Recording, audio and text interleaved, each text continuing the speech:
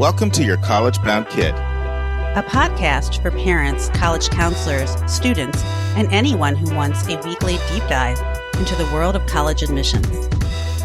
Hi, this is Andy Stricker. I am currently the Dean of Admission and Financial Aid at Connecticut College, located in New London, Connecticut. I've also worked in athletics and admissions at Kalamazoo College, Beloit College, Sinus College, and Guilford College in Greensboro, North Carolina. I'm Lisa, and I'm a clinical psychologist and college counselor. I have a daughter in college, a daughter in high school, and a son in middle school. After 30 years in Chicago, we recently moved to North Carolina. My name is Mark. I'm a college coach in Atlanta and the parent of two daughters. Karis, a graduate of Davidson College, and she is the founder of the Spanish tutoring company, SpanishHelpToday.com. And Joy is a wellness coach at the Keenan Flagler Business School at the University of North Carolina in Chapel Hill. And I'm so blessed to be able to work alongside both my beautiful daughters at School Match for You, a college counseling firm that I founded in 2010. This week in the news, we are continuing our series with Andy Stricker on athletics, and we're getting close to the end, but we're with part 6 of 7. And then Kevin Newton takes one more question from a listener about international schools. And then we continue our interview with David Graves looking at the University of Georgia, part 2 of 5. And our interview is our college spotlight. Friends, if you're hearing this on Thursday, tonight is our big YCBK reception in Redwood City. I am stoked. We'd love to have you join us at our Santa Monica event, which is our last one in California, Sunday, May 22nd. We have 34 confirmed, but we have space for 40. The details are at yourcollegeboundkid.com under our events tab. I also want to let you know about something I'm really excited about. Several more interviews are up on our interview tab. And I let you know that these would be coming up. So our 7-parter with Andy Stricker, you'll hear part 6 here, but if you want to hear the whole thing in its entirety, that's up. The whole entire 5-part David Graves interview is up. You'll hear part 2 in this episode.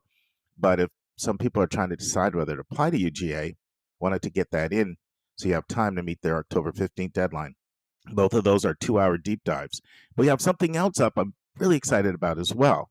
You asked for it, we delivered. So the entire roundtable that I did with Hillary, Vince, Susan, Julia on how to complete the activity section of the Common App, that's up under our interview tab.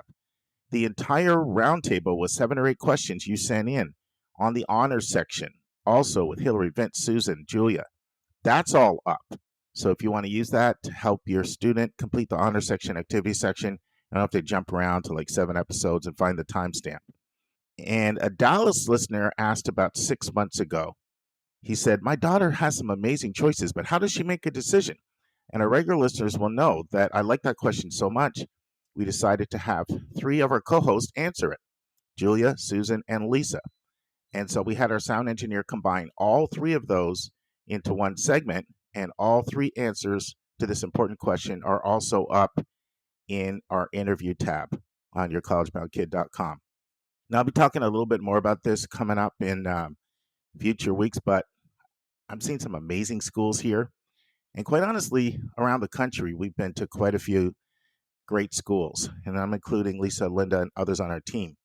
And so one of the things I'm going to be working on over the next month is just having like a Google form document where you can go in and you can select the colleges we visited that you're most interested in us doing a spotlight on.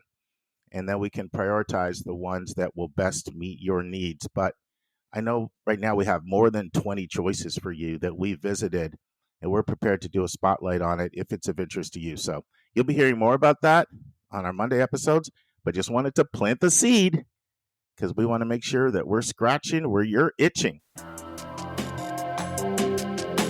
And now it's time for Hot Topics in the News.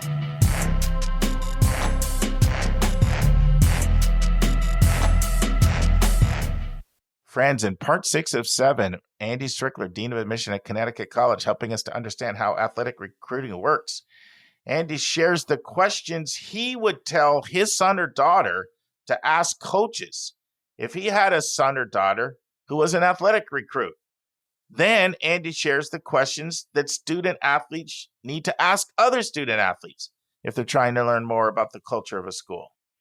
Andy shares what responsibility a recruit has to tell other coaches about a commitment he or she has made. Listen and enjoy. So let's just say, for argument's sake, that we have a particular applicant pool that profiles fairly, early decision one applicant pool that profiles fairly similarly on an annual basis. And we're going to generate somewhere in the range of 200 to 210 admits in ED1. And about 50% of them are going to be athletes. Okay. But all of a sudden, one year, people decide that the camel is the coolest animal out there. And that's their New mascot. London For those who don't know, listeners, that's the CC mascot. It's the con camels, and New London is really the garden spot of all places to live for 4 years, which I'm not stretching it too far.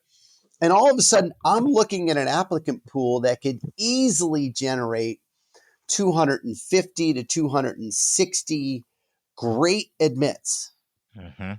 And I don't necessarily want to go above maybe 210 to 215 to maybe 220 because I still have ED2 and I still have regular decision yet to come. And I don't necessarily want to start enrolling 75, 80% of my class via one admission program. What that could do is then squeeze or put pressure on the part of the applicant pool where athletics is a factor in the conversation. And therefore, instead of allocating, in the range of or having about 100 admits of our 200 be recruited student athletes, what if the pool is really strong and really deep? And I'm like, the last 5 to 10 of these kids just don't match up with these other 150 non-athletes that are really great and really strong. And then I got to balance this. Okay, what are we trying to do with ED1? How are we trying to preserve space for ED2 and regular decision? How do we be fair and equitable as we evaluate these individual students and balance this group of admits? And there are plenty of circumstances where you could say this recruited student athlete just doesn't match up to the characteristics, personal characteristics or academic characteristics of these other 40 students. And I just can't justify making this offer of admission when I can't make the same offer or I can't offer admission to these other 40 kids. So there are times where an applicant pool could evolve and what you thought was going to be an admit in July may not be an admit because of the pressures that exist within an applicant pool. That could easily happen. I totally appreciate how you sort of unpack that. Everything makes perfect sense to me. And it's painful, when you hear that. And we're trying to be fair and equitable across a group of students that if it changes significantly from one year to the next, the bar for fair and equitable probably goes up, and it needs to go up across all constituents within that sort of sub application group, whether it's. Of course, the argument against that to me, Andy, would be, well, these other EDs didn't go through a process where you told them thumbs up, right? Like that. You know what I mean? Like that's the other argument there. Like, and I can understand that side very strongly. Oh, totally. I totally get it. Do you find that this is where feeder schools have advantages? Like, okay, we don't want to burn this kid from this school that sends a whole bunch of things because word's going to spread and it could impact us down the road. Do you find that comes into the conversation? Because that's how it would have happened where I worked. Like it might have been a difference between a key feeder or anytime you thought like this could create an earthquake and reverberate and have ramifications that might adversely impact us. I think it's very easy to get to that point. I tend to be the type of person who thinks relationships matter. Yeah. And relationships with individuals, relationships with communities, relationships with schools. I think there are plenty of institutions where they would sit in a room or it's easy to acknowledge that, that may matter in that conversation. you know?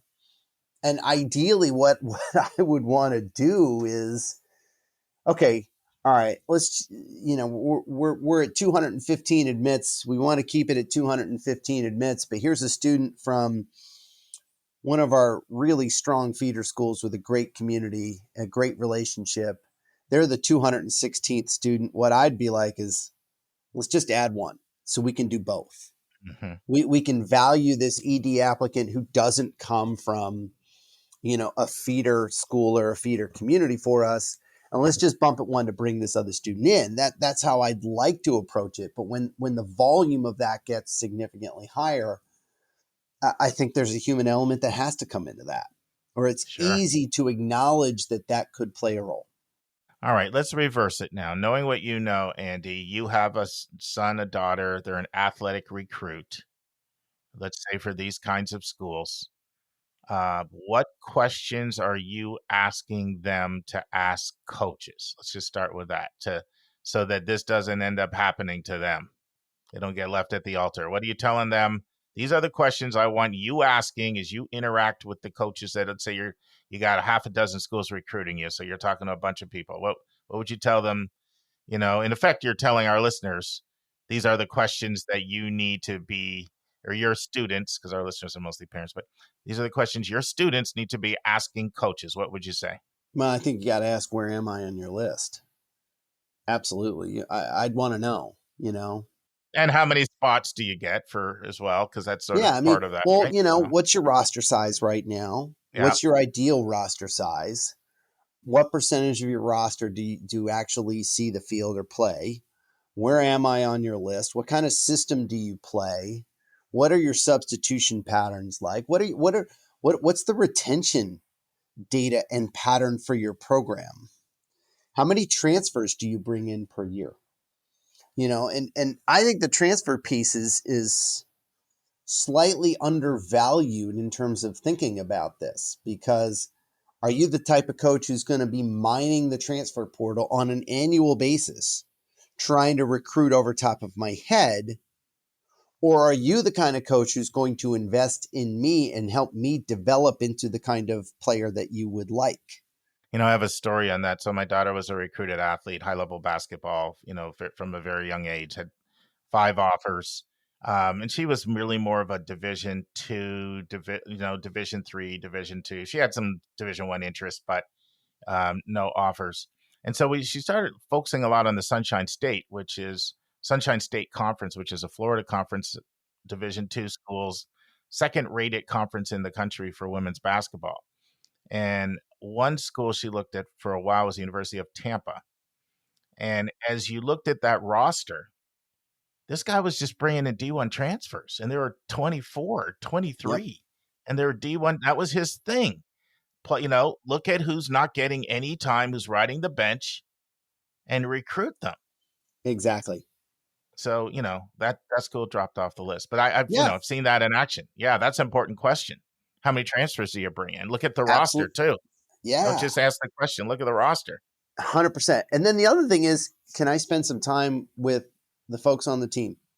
Well, I was going to ask you that next. Yeah. My next question I was going to ask you was, what questions, not just can I spend some time, but what questions would you encourage the athlete to ask teammates? Well, I would ask about the culture of the team. I'd ask what practices are like. I'd ask, is the coach a good communicator? And again, there's some personal stuff to this. Mm-hmm. I'm an emotional individual. So I would be asking about, is the coach understanding of, the ups and downs that occur as an adolescent young person who's navigating college and, dealing with life circumstances. And, I love my college coach, love him. I am still friends with him. But this was an area where we had a mild disconnect.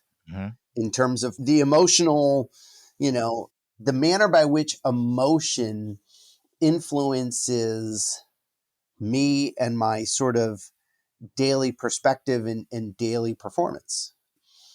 So, that was an area in which we had a mild disconnect. Did Did it prevent us from having a really strong partnership over the course of 4 years and beyond? No. But it was something that influenced our relationship without a doubt. Now, I spent 10 years coaching, and he was one of the 2 or 3 most important mentors I've had in my life. So it didn't sidetrack the relationship. It was just something that he and I had to work on over the course of 4 years as he learned not only my physiology, but also learned how to push my buttons a little bit in a way that allowed me to maximize my athletic performance. Andy, do you think this is a fair question? Over the last, let's say someone's been there 6 years, I'm just making that up. In the last 3 years, how many kids that, let's say a school's using a green light, how many kids that got the green light in your sport didn't end up eventually getting an offer? Is that a fair question? Yeah, I think that's a fair question, because it will give you a sense as to how wide a net the coach is casting on the front end. Mm-hmm. For instance, we have programs here that won't put a student forward for a pre-read until they have really gotten to the end of the process and feel really strongly that they're going to make an offer. Mm-hmm. And then we have programs that are going to cast a super wide net, figure out where the green lights are, and then start making offers. So I think that's a very fair question to ask a coach.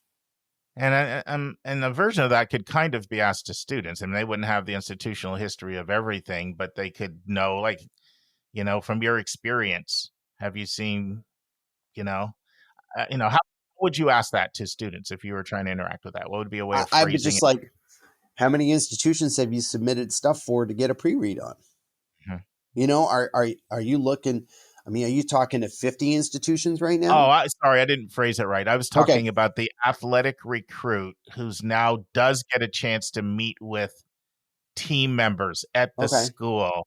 Yep. Is there a way they could ask that question? I mean, an individual person is not going to know all the stuff that goes on, but they also hear rumors and this, that, the other. And, is there a way that you could suss that out by having students in a student-to-student contact? Yeah, I think you want to ask, all right, how many kids came in for official visits last year and did an overnight? And how many of them eventually said yes?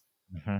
Is this the kind of coach that's bringing everybody to campus and everybody's getting the whining and dining and everyone's getting the, you're the best, you're number one, and then not getting an offer?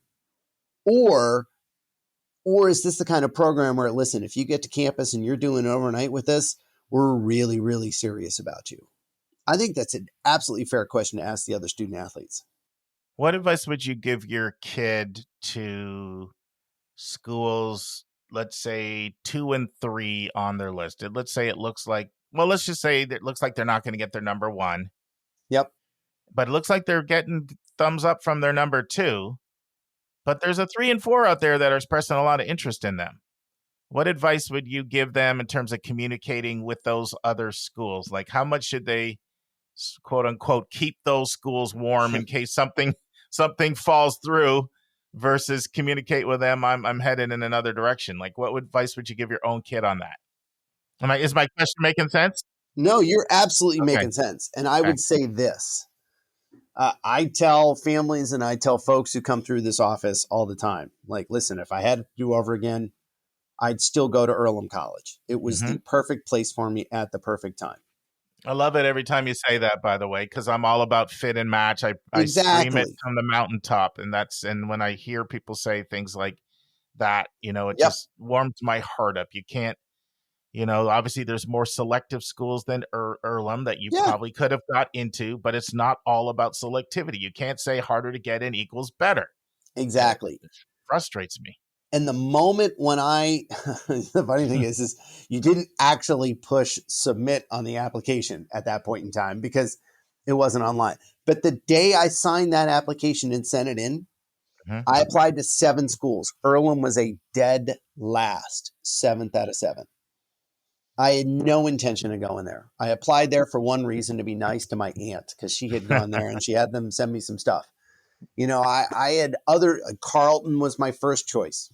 What the heck did I know? Because, by the way, I am not nearly tough enough to run in the winter at Carleton College. That winter that's a different level of It's winter. a different level of tough. And it would The have been an listeners, awful. Carlton's just outside, about a half an hour from Minneapolis. You're talking Minnesota. Yeah. I mean, oh Upper man, Midwest. I'm too much of a wimp to run in Minnesota in the winter. So my point is that, like, if I was talking to my student and you think you have option number one, and then and then option number three, you have to keep an open mind. Because here's the deal, like, option number one, the coach may leave.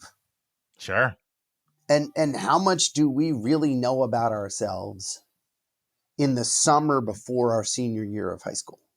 And I get keeping an open mind. I'm talking about communicating with the schools to keep them warm, sort of as an insurance policy. I think you want to have an open mind and be receptive to every conversation and every opportunity. Because you never know, school number 3 or 4, you're talking to the coach over the summer and you don't know if it's the right one. It's like 3 or 4 on the list.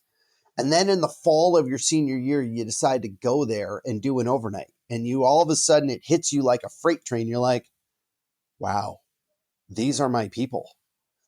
This is the program where I feel I could best develop as a student and as an athlete. If you've already burned that bridge, it's not on the table anymore. So I think having an open mind, plus nothing is a certainty until you get that offer of admission in an early decision letter. I think you want to be transparent, like, hey, coach, so-and-so, by the way, Middlebury made me an offer. I've agreed to apply early decision 1 to Middlebury. I really appreciate your interest. But until that letter arrives in December, nothing's really set and final. I mean, you want to be transparent, but so I think you got to keep your options open. I think you want to be transparent, like, hey, by the way, I did get an offer at Middlebury. I'm considering it. When you decide to, quote unquote, accept the offer from Middlebury, I think you want to be transparent with other coaches. I think you want to be gracious and appreciative. But until it's set in stone, keep your options open. Be transparent, but also be open-minded and willing to hear what other folks have to say. Friends, this concludes part 6 of 7 of my interview with Andy Stricker on all things athletic recruiting. We hope you join us next week for the final part. And now it's time for a question from one of our listeners.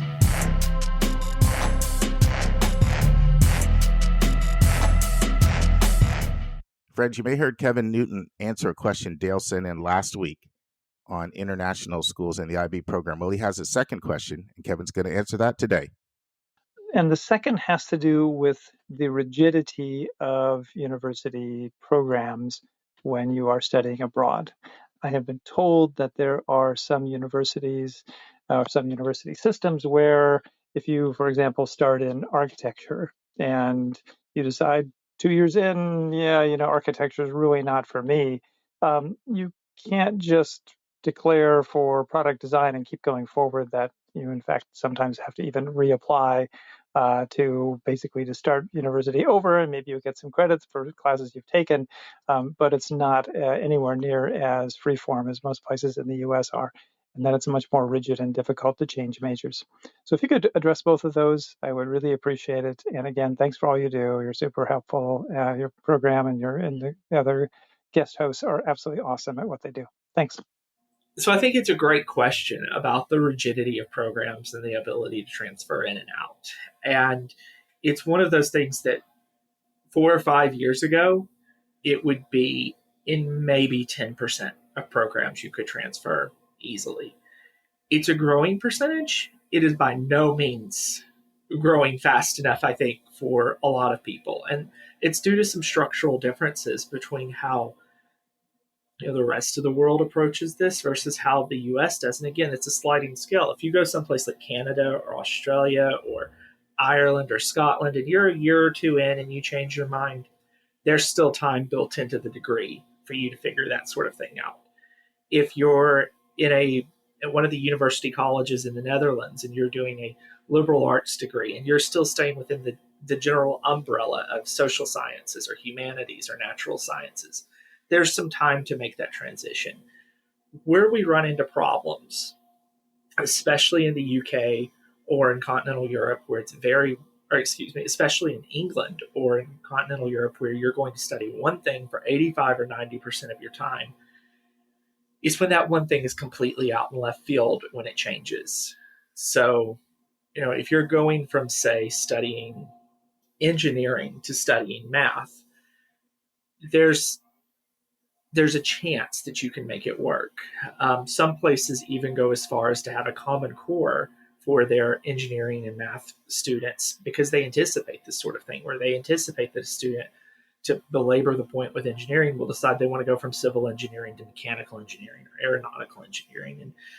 And they just structure their courses so that you're taking advanced calculus and material science and fluid mechanics and all of those other things that give me nightmares your first year, because fluid mechanics is important whether you're a civil engineer working to build a dam or if you're an aeronautical engineer working to figure out how hydraulic fluid's going to handle, in a part of a plane.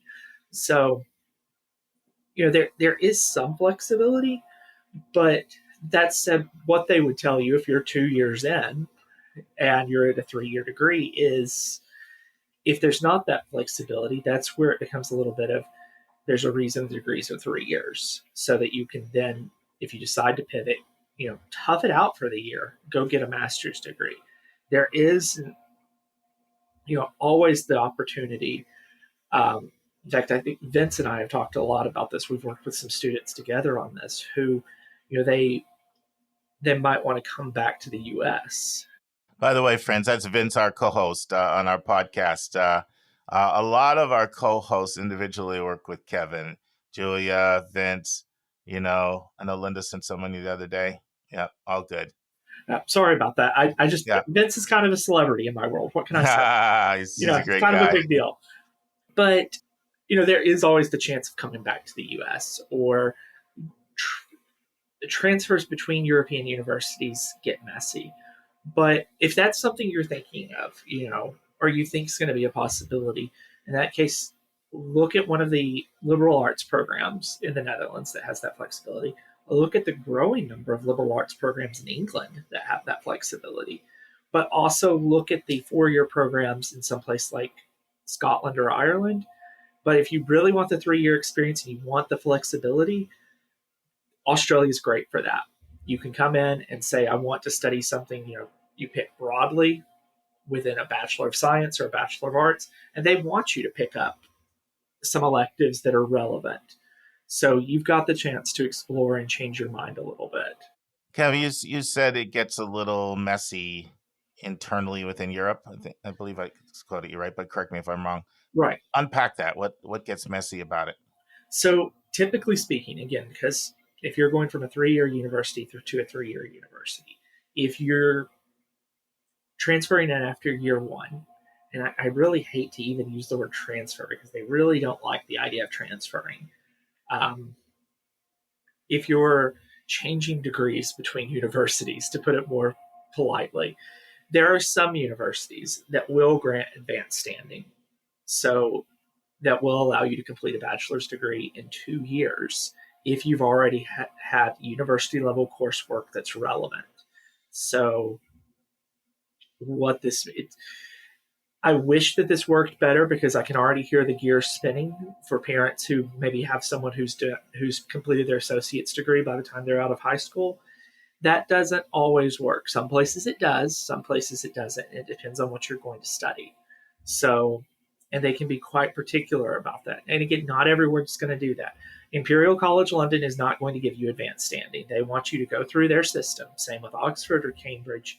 But when you start looking at places that are still quite good universities, Newcastle, for example, they do have in some departments the ability that if you've taken a lot of university level courses, that maybe they'll wave you into that second year. So it is something that could work for that.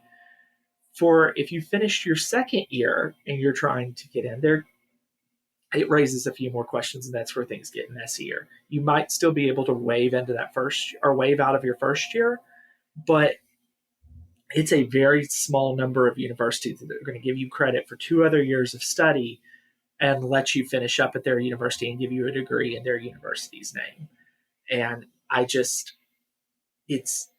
they're not universities that just to be blunt, a lot of people in the U.S. have a lot of familiarity with. So what's the advice then for someone that, that's thinking this? Is it, hey, make sure you know for sure before you go? Is it, hey, you might want to pick a place that's, liberal arts or it's more transfer friendly? Like what would be the advice for someone that's, we never like people going in with one foot out the door, but we Right. respect people who are thinking of all their options and want to thoroughly do their research. I think that, forgive me for this, it depends, Sometimes that's just the answer. if you're thinking, 95% sure you know what you want to do, then, that's 19 out of 20, go for it. I think that if you are a little bit more torn, that kind of factors into conversations, about, Mark, our favorite word, fit. And it's not just the fit of the university, you in the university, but also the university in your life plans. If it could be the greatest campus, the greatest program, but if you change your mind, then if it sets you behind, or if it means that you're incurring extra costs, it might not be the best fit after all. So it's definitely, and again, we can mitigate that with, say, more of the liberal arts or more of the open-ended things. I know that, for example, Durham has a great program in natural sciences where they allow you to take courses across a variety of STEM fields. And they're very interesting in what they label a natural science. I believe, human geography and economics get listed as some of their minor options within natural sciences. So, you've got some flexibility there. It's just something that to keep in the back of your mind. And again, if you're sitting there and you're thinking, I'm not so sure about this, then that's where we look at those 4-year options in either Scotland or Ireland, one of the more open-ended liberal arts programs, or frankly, a university in Australia or New Zealand that just has a more open curriculum. Kev, thank you so much. I appreciate you as always. It's nice to move you from our spotlight section into our QFL section. That's like official indoctrination. That's not the best word, indoctrination. We'll go with indoctrination. I like that word. Orientation, baptism, whatever it is, as official member of our co-host staff. Well, I'm happy to be here. When you cross over from not just being a spotlight guy to now you're into the QFL category. So awesome. Thank you as always, my friend. My pleasure. And now this week's interview with a special guest.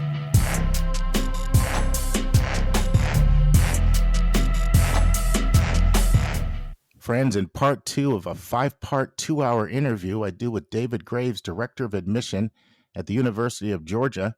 David starts by explaining how UGA is different from other Southern flagships. David tells us more about the town of Athens and what it's like to live there. David explains why UGA's graduation rate is almost 40 points higher than the national average. David talks about how the academic review is different at UGA from the holistic review, and how UGA uses both methods, academic review and holistic review, in their admission process. David talks about how UGA recalculates a GPA, and he shares how AP, IB, honors, and advanced courses fare into the recalculations.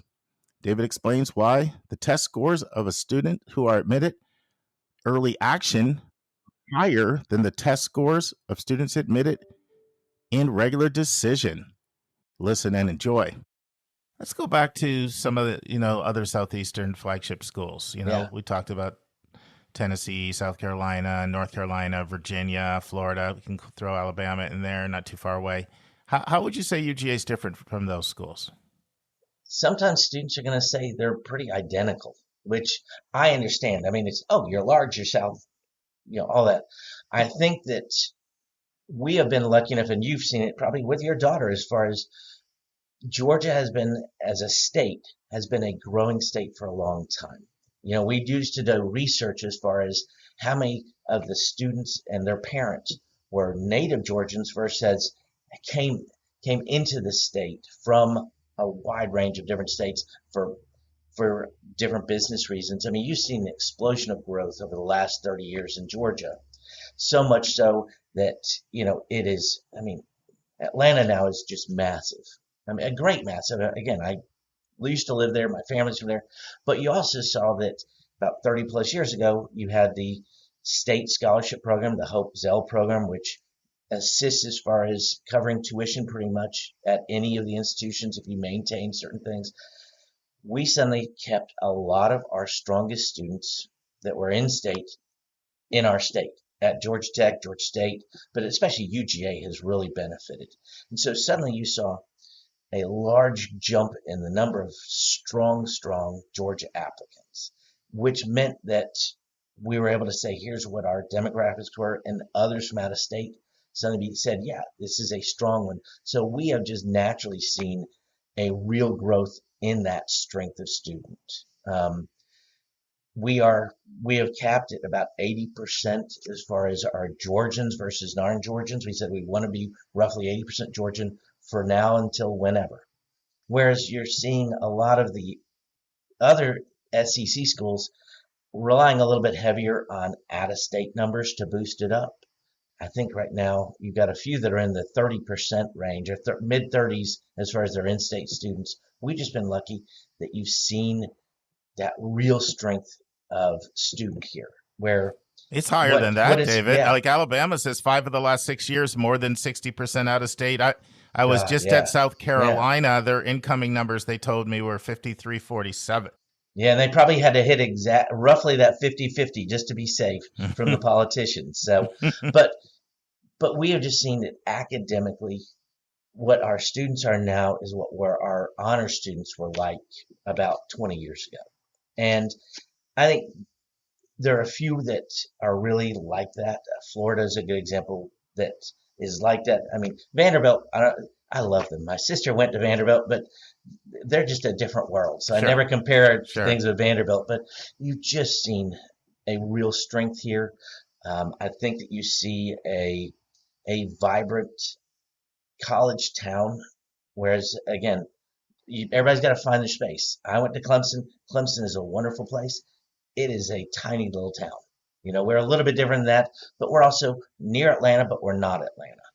And so I think that finding that niche where it's a cool little vibe as far as the eclectic town of Athens is a key as far as bringing students in who want to, again, have that good balance as far as the real competitive academics, but also having life and enjoying life. And I think that balance is one thing that comes out. And is it a huge difference? No, but I think you see that adds to that difference as far as when students are able to say, wow, it is hard to get in. It is a great academic tie, and there are great next steps, but also that I'm able to still enjoy myself and have that connection. My daughter had a wonderful time when she was here. She was involved both in Greek life, but also in a big volunteer program. She made connections throughout campus. It was just one where she was able to really just grow as a person. One of her best things was going to, South Africa for a study abroad program. And it just changed her life, both seeing another culture, learning, connecting with people, but also being able just to explore the world. And I think that we at UGA, one key is we try and also push experiential education through study abroad, through internships, through volunteer work, to really say, let's open your mind a little bit more. Yeah, as I was listening to you, I see a lot of similarities with North Carolina, Georgia, and Florida in the sense that all three are growing states, right? Yeah, and you got offer really an incredible financial bargain. Like here in Georgia, we have Hope Scholarship, Zell Miller. Florida's got Florida Prepay and Bright Futures. I once talked to an admission officer at a Northeastern school who said, it's not easy plucking people away from Florida or Georgia and competing with Hope and Zell Miller and, Florida Prepay and Bright Futures. And then UNC has really affordable in-state and a growing population. So I think that of itself does position you differently than some of the states that are having an out-migration of population and they have to rely more on that out-of-state student. You got it. Let's talk more about Athens. I know for my daughter, Athens was a real highlight of UGA. I will say for my wife and I as well, We loved our trips to Athens. Really great food scene there. Yeah. Talk to our listeners who have never been to Athens. What could they describe Athens for us? Sure. It is a great and odd mix of people because you still have rural community here. You've got faculty and staff. You have artists that are here, both musician, but also artists as far as sculpture, paint, all of that. So the people here, it's a great mix. Even the academic breadth. If you're in a freshman class, suddenly you're like, okay, I'm sitting in class with so many different people. So just the people itself that are here are an amazing place. But you also have an area where have as you mentioned, a great food scene. It sounds silly, and sometimes students won't be as focused on that until parents come and visit and say, "All right, take me to Chuck's, for sushi," where they never go until their parents come. But it is also a great music scene. You've had historical music. You've got some up and rising acts. It's big enough to have. I mean, we've got the Rock Lobsters, which is the semi-pro team as far as hockey. You have, the State Museum of Art and the State Botanical Gardens, which is beautiful. So you've got both that downtown scene, but also you've got it where you can, in 5 minutes be able to walk on 5 miles of trails in the Botanical Gardens. You've got it where you can, within a couple of, probably about 20 minutes, be able to go kayaking and hike mountains. And it's just it's a fun place. I mean, it sounds so trite. Oh, fun place. But it is one where if you're a student, you can enjoy it. But if you're just visiting, or if you live here just in general, you can really enjoy it. And I don't want to throw off that, yeah, you've got some really exciting athletic events here. When I still remember both my wife and I getting the FaceTime call from my daughter twice now, as far as downtown when we won the national championship games. And it was just a blast. I'm too old to get out at midnight or 1 o'clock and go downtown to celebrate. But my daughter was there celebrating, and it was it's a community as far as that you can connect on certain different aspects and connect with other people. And that's a real exciting time. You've got a good, like I said, town-gown relationship that Athens works with the university connects with Athens to try and make it a vibrant scene, but also a safe scene. So, I don't know if you still have this on your website, but you did have it maybe 4 or 5 years ago. But you go onto the admissions section where you have your counselors profiled, and one of the things that they listed was their favorite restaurant in Athens. Do you guys still have that? I think we do. We still have different questions, and I think we ask favorite restaurants. Mine is probably, I still love the Last Resort. There are a few other places I go. Sure. Weaver D's is great for, soul food, but Last Resort, if nothing else, has the best cheesecake in the world. Well, I actually once went through your website. Every admissions person, this will show how anal I am. And it's like with a pad and a paper, and I put a little stick for each restaurant that got listed. Yeah.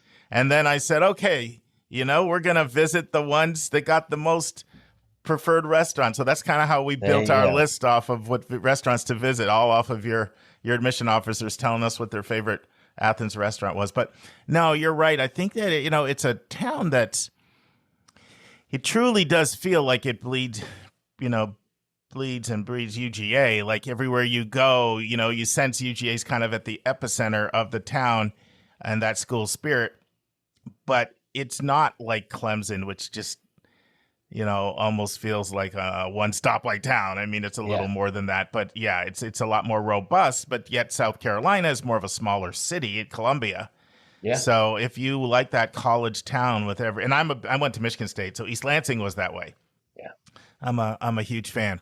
So I want to ask you a question. I was looking at some stats according to niche.com. The national average graduation rate is 49%.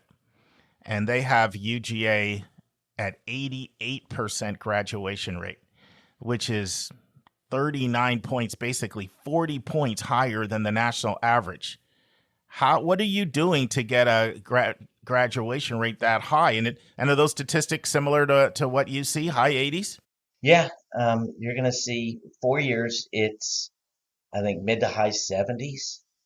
5 years, it's hitting in those mid 80s and then up there. So, one, I always want to make sure that people know that it's not a 6-year graduation rate is the national Sure. measuring stick, but even 4 and 5 year, I think that out-of-state students graduated over 80% after 4 years. Which is really high. I mean, there are very, Yeah. very few Oh public gosh, schools. yes. Very few public schools that have that. You could count them on one hand.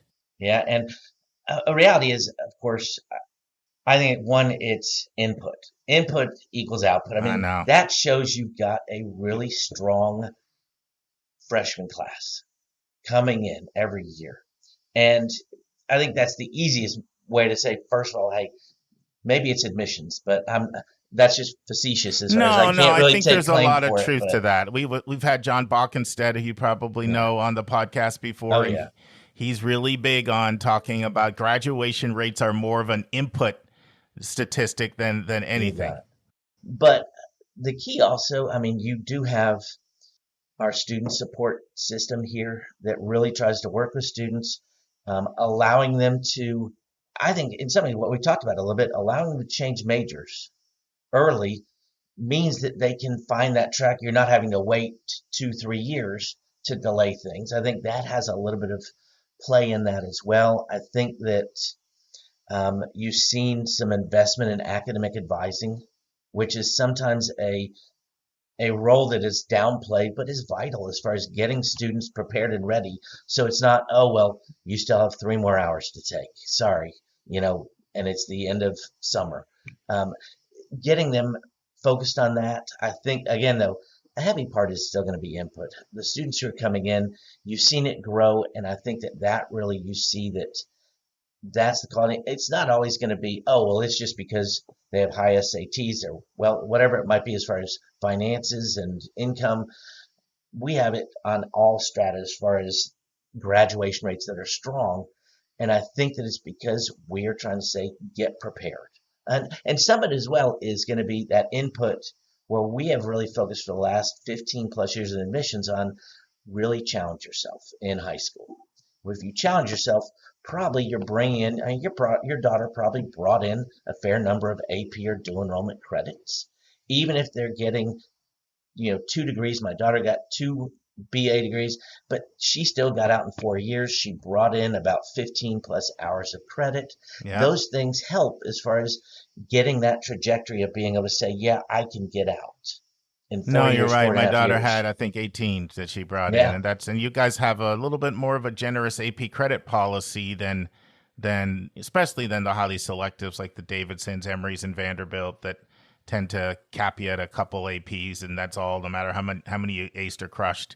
I have a student at UGA right now that had 55 credit hours, which is insane. Yeah. I know that's an extreme, but so I'm sure that's one factor.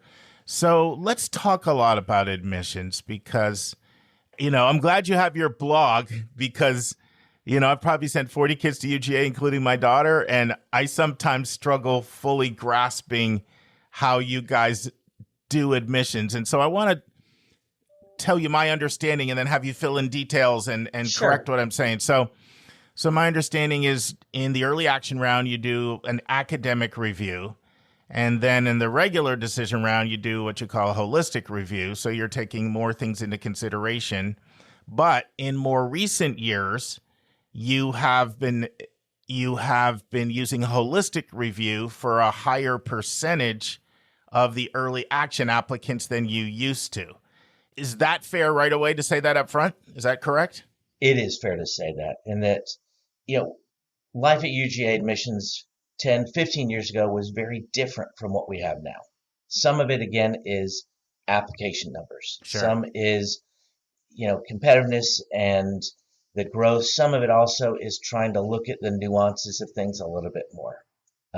We still will say, when students apply, and it's both early action and regular decision. So I try and tell students that it's the same review process, just a different timeline. But we, of course, when you have students self-select, do I want to apply early or later?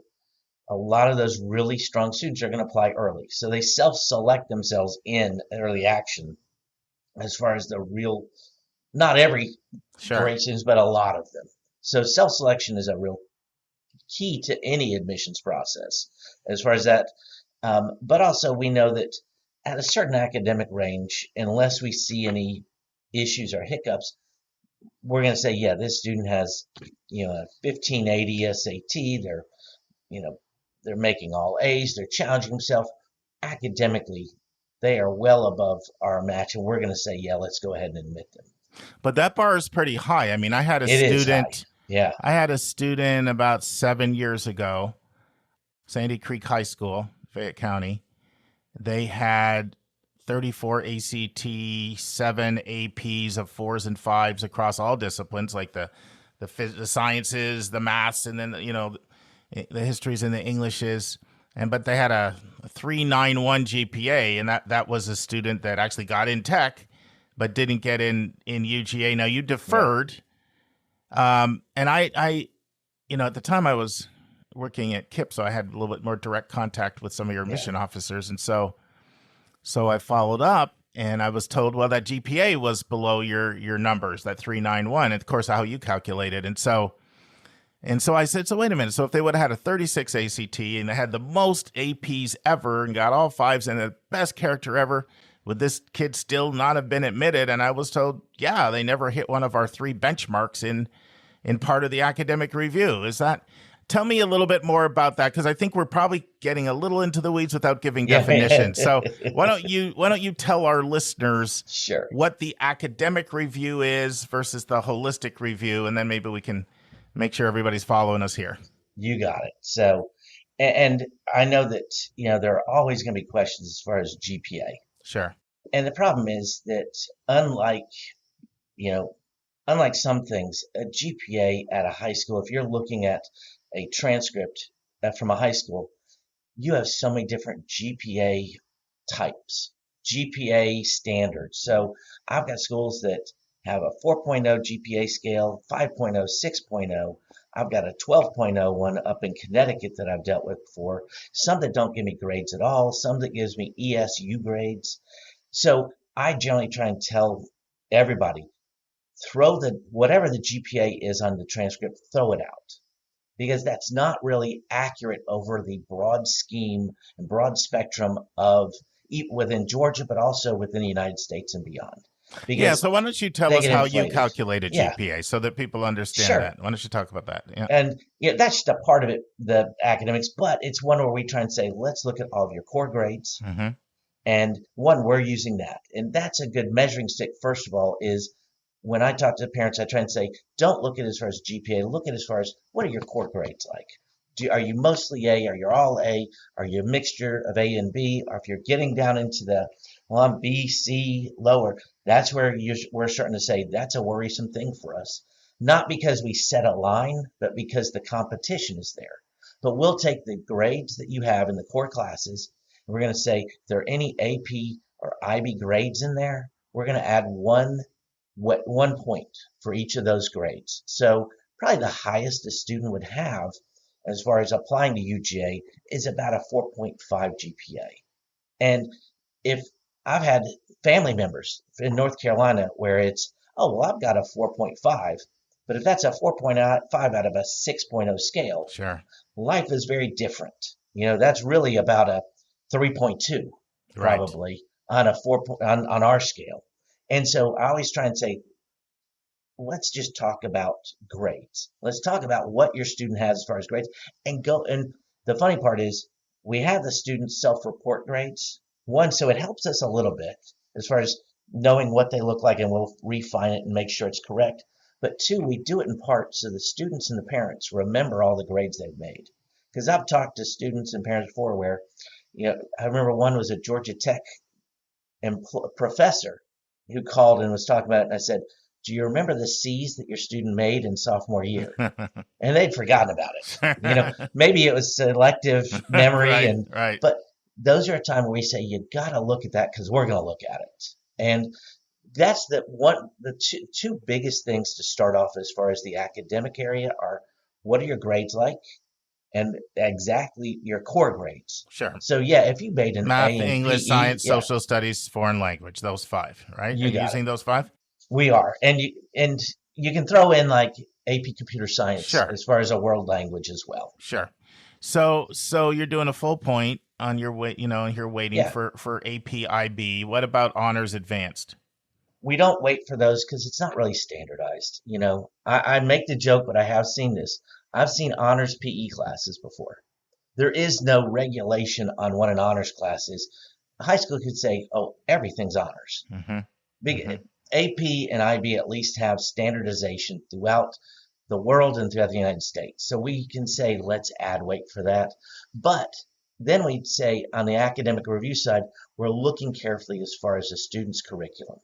And that's where the honors classes, advanced classes, accelerated, AP, IB, dual enrollment, all of that comes into play of saying, what was offered to you and what did you take?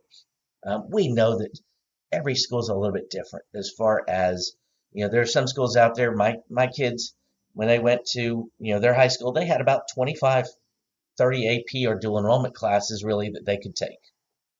There's some schools out there that have they have pretty much the same curriculum for everybody. Maybe then you can advance a little bit with a local community college or a tech school that take dual enrollment. But we're trying to say, what did you take in those core areas based on what also is offered? And when I'm looking at that again, I'm going back to the core classes and I'm saying, Sure. How did you prepare yourself for the courses at UGA? Or you challenge yourself in English, in math, in science, social studies, world language to the best of your ability. And we go back again. If you have an interest, how are you challenging yourself in that interest? If a student comes in and says, I want to be an engineer, and they've taken Algebra 3, and that's the highest math, they could struggle here. And we want to make sure they're prepared and that they prepared themselves. Everything's a little bit different. So I always mention AP Calc, but I mean, some things, my daughter, again, she did not take AP Calc. Mm-hmm. Area she was going into didn't really need to have AP Calc. So she was saying, yeah, I'm going to challenge myself in a little bit lower one, but she really expanded her knowledge in social studies and English, all other areas. But really, I say those are the first 2 key factors. Really get strong grades, challenge yourself best as you can. Test scores are in there.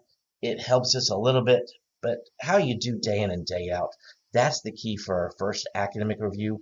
Early action, you might see that we might expect a little bit higher test score in there as well, because you're suddenly dealing with a much more competitive group.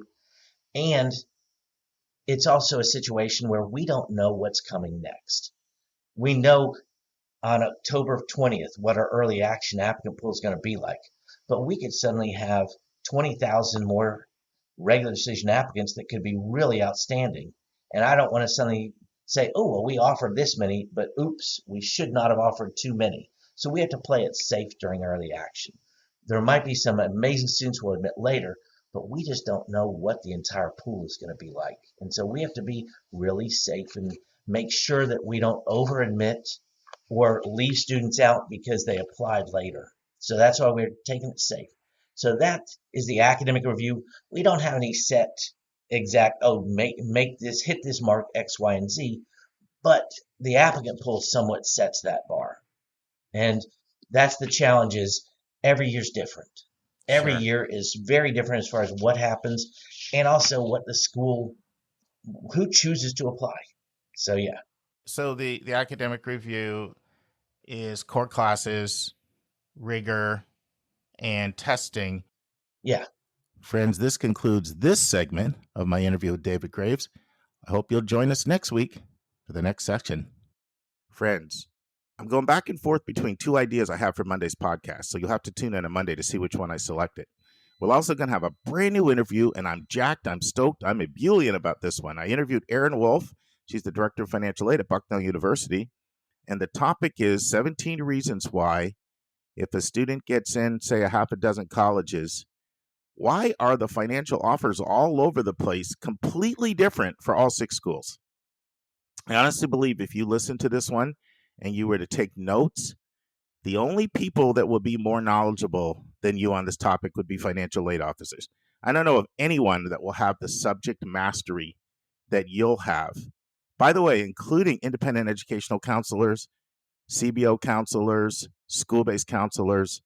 I really don't know of anyone that will have this level of knowledge that you will have if you listen to this 5-part series and take detailed notes other than financial aid officers. And I think it's an important topic. So hope you'll join us for that interview. Friends, remember, your attitude, not your aptitude, will determine your altitude. That's at the bottom of every one of my emails, by the way. Another way of putting that is this: your people skills, your work ethic, and your integrity are going to take you a lot further in life than your SAT score. See you on Monday, friends. And that's our show. A big thank you to you, our listeners, for tuning in this week.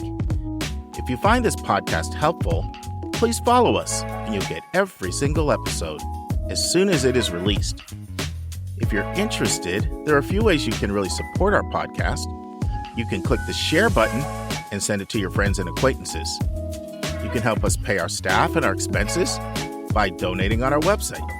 You can write a review for us on Apple or Spotify. I'm the producer of the podcast, but we have a fantastic team of 15. Shout out to our co-host, Dr. Lisa Ruff, Dr. David Williams, Linda Depker, Susan Tree, Vince Garcia, and Julia Esquivel. And to our substitute co-host, Sylvia Borgo. Our sensational sound engineer is Nemanja Motvich. Our amazing music is from Victor Allen Weeks. Marketing designs are from Kimberly Blass. Lily Parikh manages our Instagram. Our image editor is Talha Khan. Joyce Ducker does our website episode updates. And our webmaster is Stylianos Dimitriou. And if you want to have a coaching session with Lisa, Linda, or me, just text me at 404-664-4340. If you have a question you want us to answer, or if you have a recommended resource or article you think we should discuss, just send it to questions@yourcollegeboundkid.com. Our favorite method is for you to record your own voice at speakpipe.com/YCBK. By the way, check out our website, where you'll find lots of content that is not on any podcast app. Our website is yourcollegeboundkid.com. If you want to learn about other hot admissions topics, follow us on Twitter at YCBK Podcast. We think of you as our listening family, and we look forward to meeting again with you every single Monday and Thursday.